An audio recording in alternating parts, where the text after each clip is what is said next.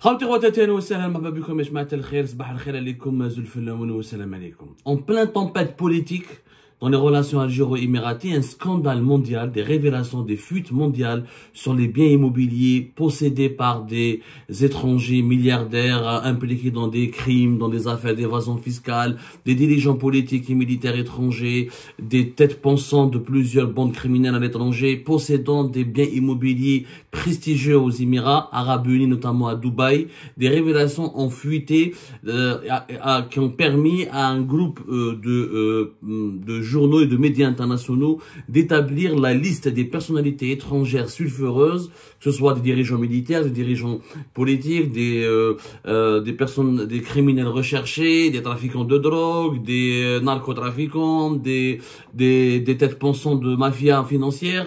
Des listings dévoilent tous leurs biens immobiliers aux Émirats Arabes Unis. Il s'agit d'une enquête qui s'appelle Dubai Unlocked, qui est une enquête collaborative qui implique, concernant la fuite d'informations, concernant des centaines de milliers de fichiers sur des propriétés immobilières à Dubaï et des informations sur l'identité de leurs propriétaires, de leurs utilisateurs.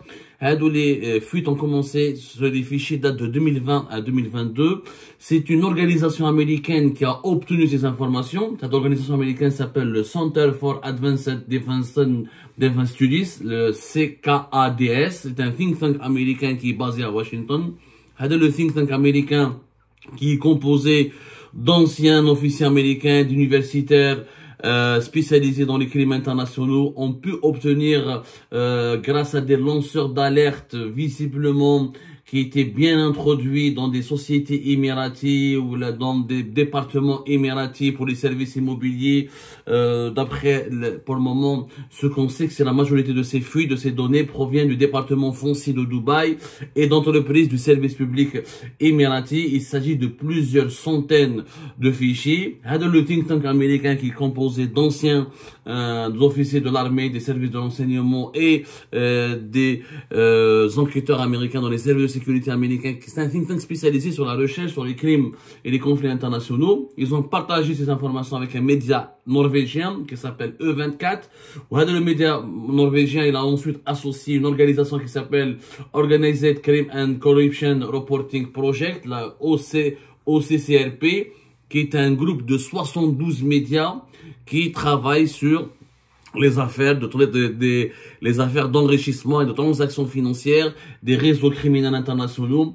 Et c'est comme ça qu'on a eu, comme le Panama Papers, comme le HSBC Leaks, on a eu le Dubai Unlocked, c'est-à-dire un scandale international qui s'appuie sur des fichiers et ont été contenant des données qui ont été fuitées massivement depuis les Émirats Arabes Unis et qui dévoilent l'identité de l'ensemble des gros propriétaires immobiliers à Dubaï et qui sont malheureusement essentiellement des dirigeants politiques, militaires et des criminels et des narcotrafiquants en fuite dans leur propre pays ou la recherchés par des organisations internationales comme Interpol ou là par la justice et système judiciaire de leur propre pays et qui ont investi, qui ont trouvé refuge à Dubaï. Ces fichiers nous apprennent, Algérie Part, on l'avait révélé depuis 2022, je crois. C'était le 4 mai 2022. Algérie Part avait déjà parlé de ces fuites, parce que le travail d'investigation a commencé en 2022. Après, ce sont des centaines de fichiers, c'est 72 médias, et se sont partagés ces fichiers-là pour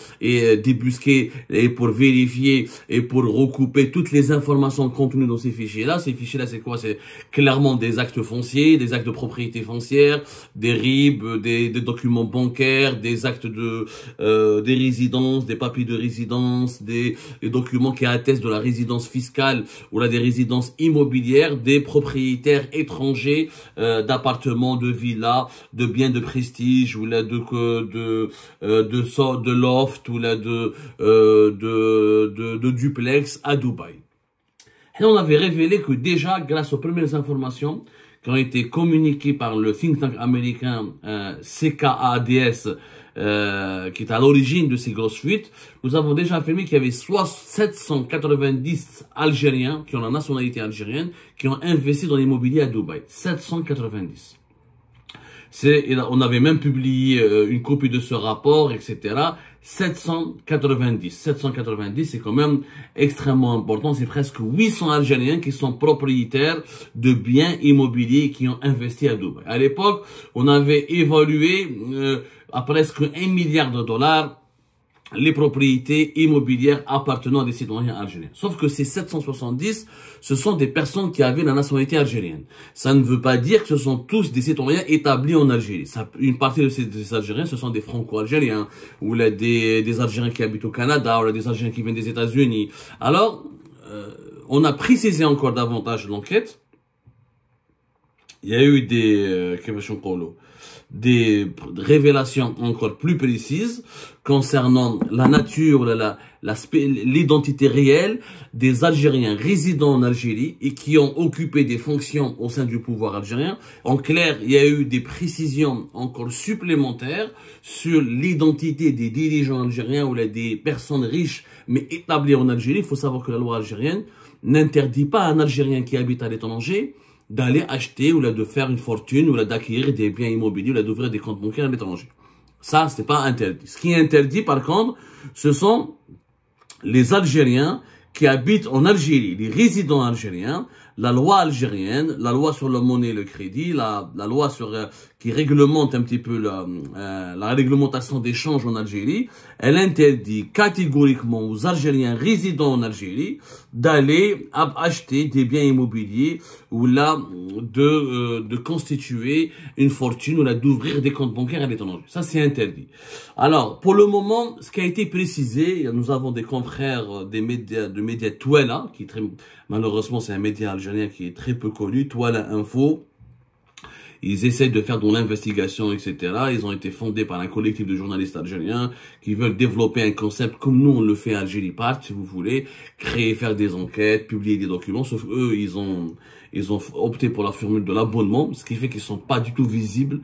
Ils ont très peu d'abonnés et ils ont eu des difficultés avec le régime algérien en 2021, en 2022. Ils souffrent d'un manque de visibilité vraiment exceptionnel. Alors que des fois, ils publient des enquêtes et franchement, des travaux très intéressants. Alors, Touala, on précise, on collaboré avec le collectif des médias internationaux ils ont obtenu des fichiers sur les citoyens algériens qui possèdent, ils ont obtenu une partie de ces fichiers dans le Dubai Unlocked et ils ont travaillé sur l'identité des Algériens qui ont investi à Dubaï. Et les Algériens résidents qui possèdent des biens immobiliers aux Émirats Arabes Unis, notamment à Dubaï, ils sont de nombre de 644. 644 qui possèdent 972 biens. La valeur de ces biens, elle dépasse les 620 millions de dollars. 620 millions de dollars. Donc, ce que l'Algérie part raconter, 790 citoyens algériens.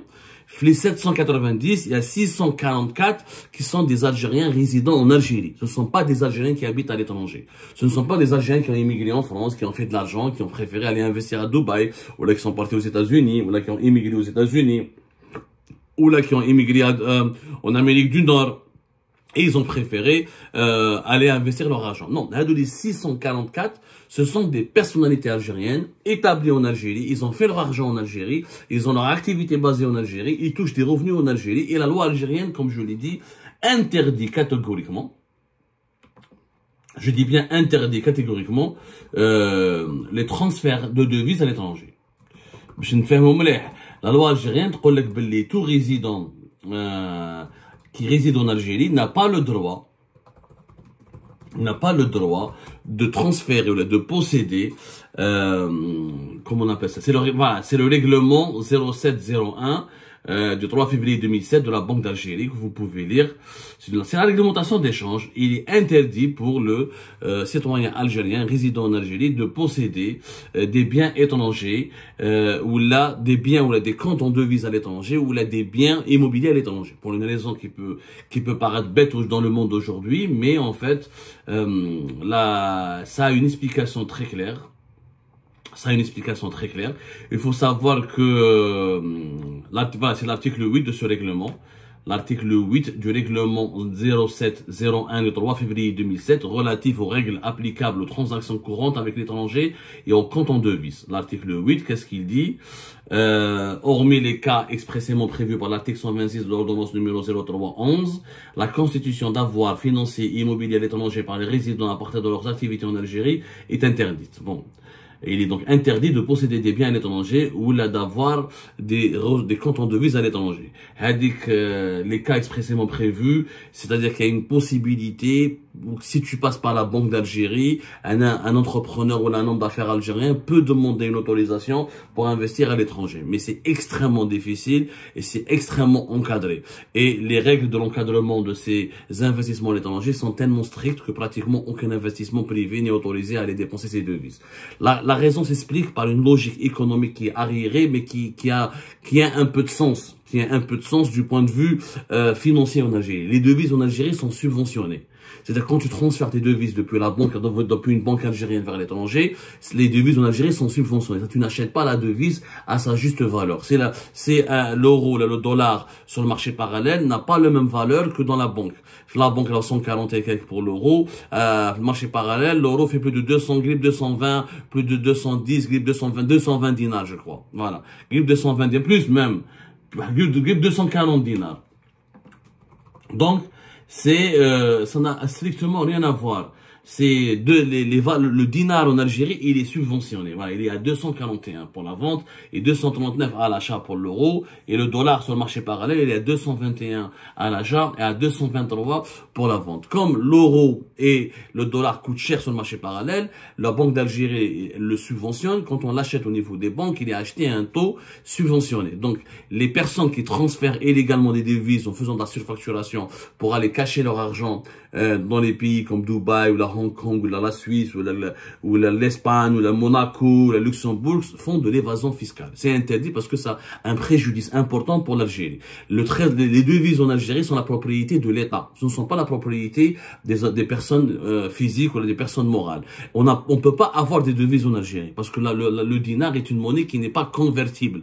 Donc c'est l'État qui subventionne le coût de l'achat de devises et les devises, c'est l'État qui les donne en échange de dinars. Donc quand l'État te donne des devises que l'Algérien les utilise pour les transférer, pour acheter des appartements à Dubaï ou pour faire des cantons de devises à Dubaï, c'est l'État qui est perdant. Donc c'est un détournement des devises. C'est pour ça que c'est puni, c'est interdit par la loi. Comme le dinar n'est pas convertible, donc l'État il est obligé de te donner de ses propres devises pour que l'Algérien puisse importer. Mais si au lieu d'importer des marchandises pour les revendre en Algérie, il utilise une partie de ses importations pour acheter des appartements et faire des comptes bancaires pour ses besoins personnels, là c'est du vol et c'est puni par la loi algérienne. Donc c'est pour ça que posséder un appartement à Dubaï ou là un compte en devise à Dubaï pour un Algérien qui habite en Algérie, qui réside en Algérie, c'est formellement interdit par la loi et c'est même puni par la loi. On peut même encourir une peine de prison ferme parce que ça rentre dans le cadre du transfert illicite, de détournement illicite de devises vers l'étranger.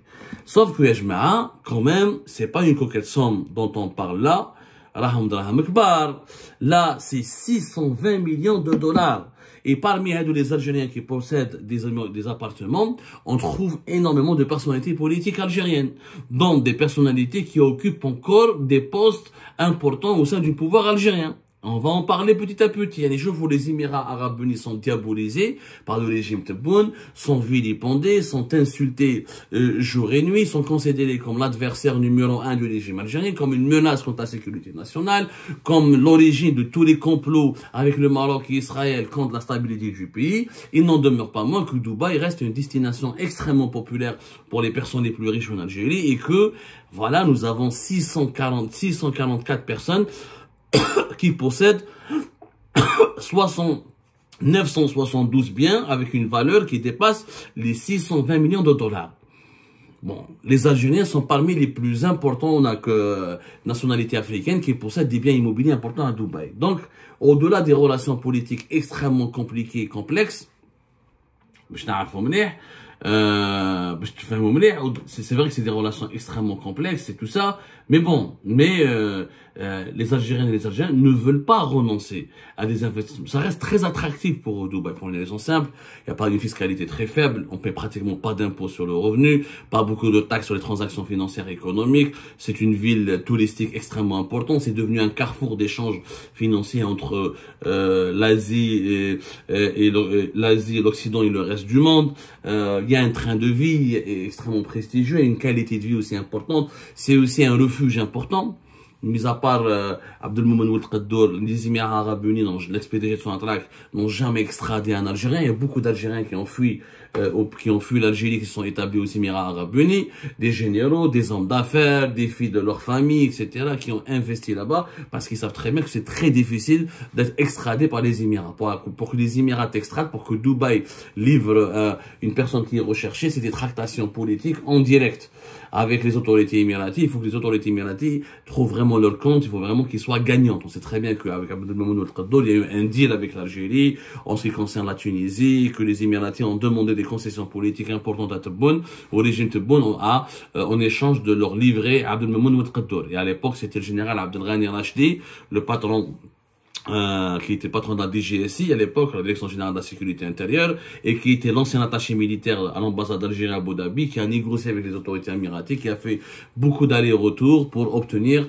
l'extradition et l'arrestation et l'extradition ensuite, l'extradition ensuite de Abdelmoumen Ould Qaddour.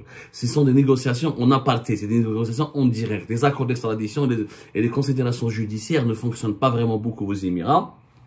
C'est surtout les considérations politiques.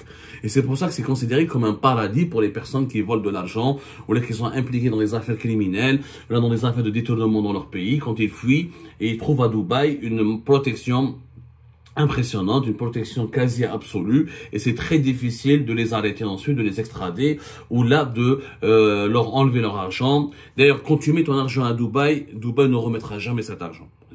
Dubaï peut extrader quelqu'un, mais elle ne pourra jamais enlever elle ne pourra jamais prendre l'argent de cette personne et le donner à son pays d'origine. L'argent qui est mis à Dubaï restera pour la vie à Dubaï. Donc c'est pour ça que beaucoup de personnes qui sont en fuite ou là recherchées ou là traquées par les autorités judiciaires ou la sécuritaire préfèrent aller se réfugier à Dubaï. C'est ce que d'ailleurs démontre cette enquête menée par 72 médias internationaux grâce à un think tank américain.